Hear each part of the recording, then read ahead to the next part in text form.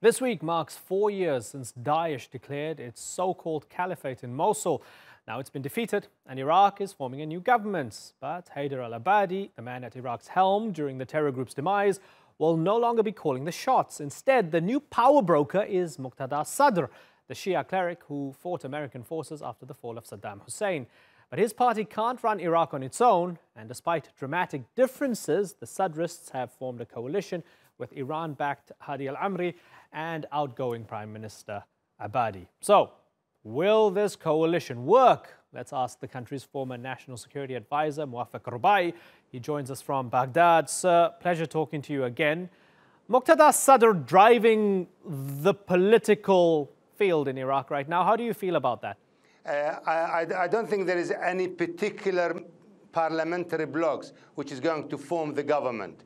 I wish this is the best option, probably, if we have a majority government whereby it crosses the sectarian and ethnical line and form a government of all sects and all ethnicity and lead the country with the rest are like an opposition. Right. But actually what is going to happen is the Shia are going to get together 5 major players of the Shia, and they're going to choose the new prime minister for the next government.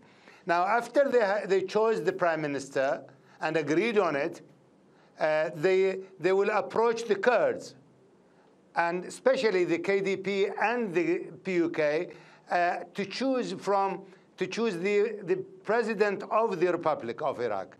Right. And they then approach the Sunni community to choose the Speaker of the Parliament. So unfortunately, it's going to be more of the same. When you say more of the same has been chaos for a long, long time, has been very sectarian in nature. Is it going to be sectarian in nature? No, I don't think this is going to be sectarian. I don't think this is going to be a chaos, as you said. I believe this is like a de facto, whereby they will choose a prime minister as a Shia and the Speaker of the Parliament as a Sunni Arab, and the president of the Republic is going to be a Kurd. This is like it's not written in the Constitution.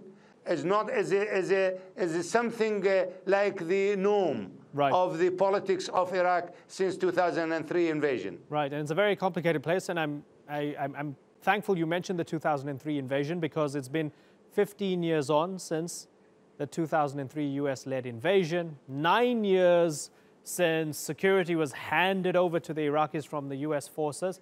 But going to Saddam Hussein, the man who was at the center of everything when the US invaded, I want to kind of rewind a little bit and ask you if everything was worth it.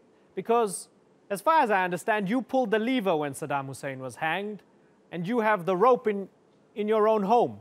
With all the trouble that Iraq has been through, with Daesh, with sectarianism, with all the death and destruction and bloodshed, when you look back to that day, was it still worth it? To be absolutely honest with you, it is well worth it, because freedom doesn't have a value. You cannot say, I will value the freedom. You cannot trade freedom with something else. Dictatorship and democracy, with all its ills, with all its problems, with all its dilemma and major ills, if you like, of democracy, but it's much better, because at least you find your sense of belonging to this country, your sovereignty, your independence. You lead your country. You choose the prime minister, the president, and the speaker of the parliament. You choose your own government. Whether that choice is wrong or right, that's up to the voters, up to the Iraqi people. But they have the choice. At least you have a choice. There you don't have a choice. Mowaffak al Rubaie, it's been a pleasure talking to you here on the Newsmakers. I thank you very much for joining us once again. Hope to talk to you soon. Thank you for having me.